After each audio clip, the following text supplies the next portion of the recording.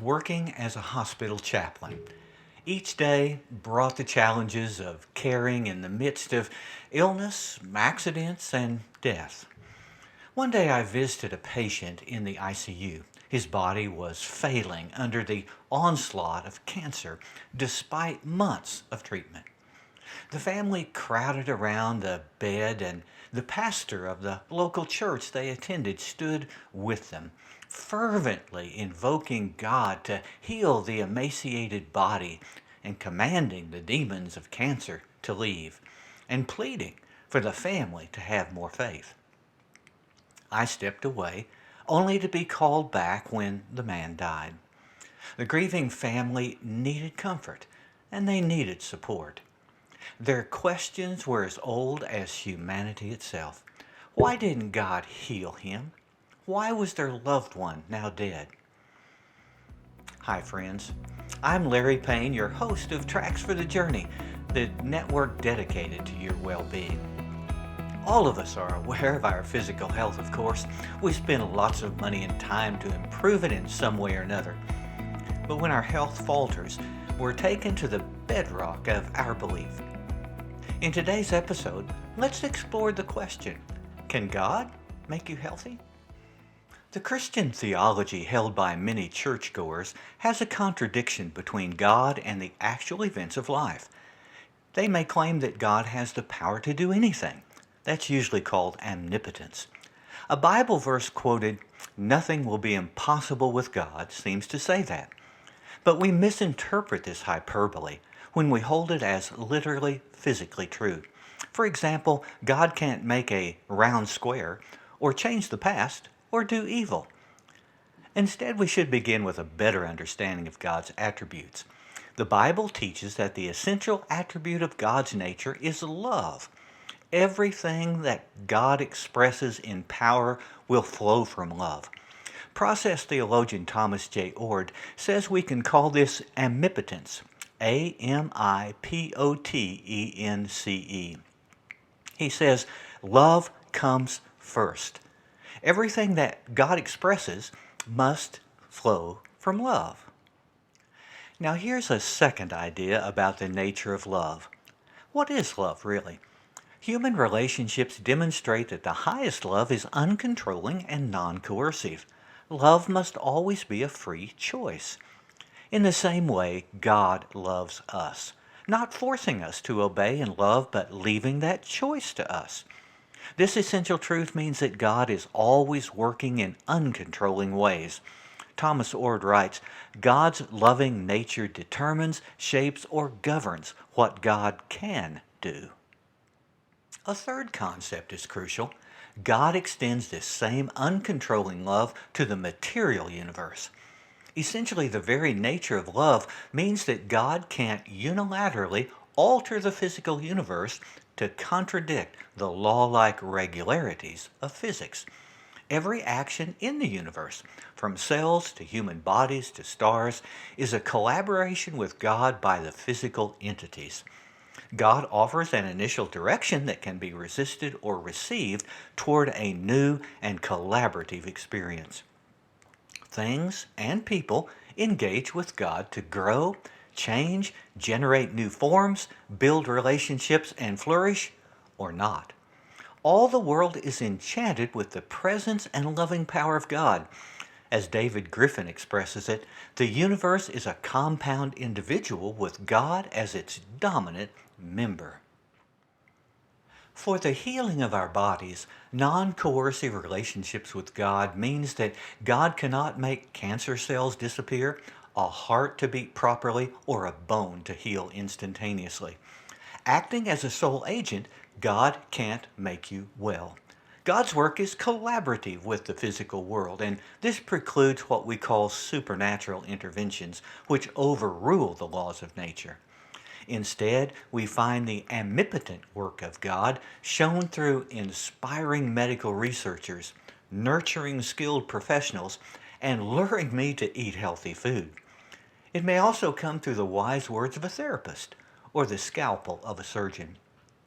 Sometimes our own thoughts can bring a dramatic transformation by psychosomatic changes in the interplay of the mind and body. All of this we can call the real miracles of life. Quoting Ord again, miracles occur when creatures, organisms, or entities cooperate with God's initiating and empowering love. God offers new possibilities, forms, structures, or ways of being to which creatures or creation might conform. Considering the critically ill patient I was with, the supportive family, and medical treatments across many months, and personnel who worked so hard, these were the embodiment of God's love. The patient had made choices to work with these to prolong his life for many months. As I stood with the family after his death, I could even say that divine love made a way for him to experience a greater dimension of health after death in the eternal presence of God.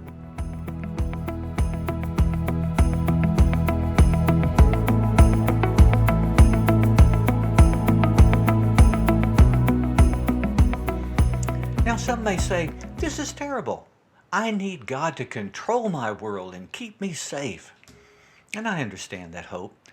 But the reality of our world doesn't support it. Terrible accidents happen. Cancer cells grow. And abusive parents hurt children. In this harsh fact, we find God seeking the best, but organisms and people resist with terrible outcomes. And really, we don't want a world where God controls everything and everyone, for that renders us mere puppets on the divine string of a capricious, despotic deity. A wiser perspective about our health is to see that we must work with God to enhance our well-being and good health for ourselves and our communities. We must use the power of choice to follow God's pervasive energy to promote well-being. Getting practical about our health, we can collaborate in so many ways. We can eat healthy food. We can address our mental health to deal with moods, fears, or innate drives. We can build social networks by acting with compassion, kindness, and justice. We can get vaccinated, and we can have regular checkups afforded by modern medicine. We can pray, synergizing our tiny energy with the mighty energy of the divine. All this does not prevent accidents, actions, or evil against us, disappointments, or ourselves following the genetic codes we inherited at birth. Yet, we can embrace the reality of God working every moment to generate directions for well-being, which we can follow.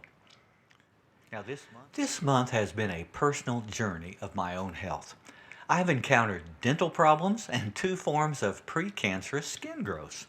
I've been drilled on, cut on, injected, and medicated. I've tried to follow the careful treatment plans of people trained by the most advanced medical science in human history. And I've also prayed that my moments of choice would be in collaboration with the ever-present, ever-loving good work of God. Since the outcome is not predetermined, but open to the interplay of our complex world, I'll keep you posted. I invite you to open your own physical journey to the wonder of this God and the world God's mighty, uncontrolling love is unfolding. Remember, nothing can separate you from that mighty energy. Thanks for sharing this episode of Tracks for the Journey. If you would take a moment to rate and review the episode and to share it with others, it would help me spread the message of well-being. To get more inspiration and insight delivered directly to you, sign up for the Tracks Express newsletter through the website tracksforthejourney.com.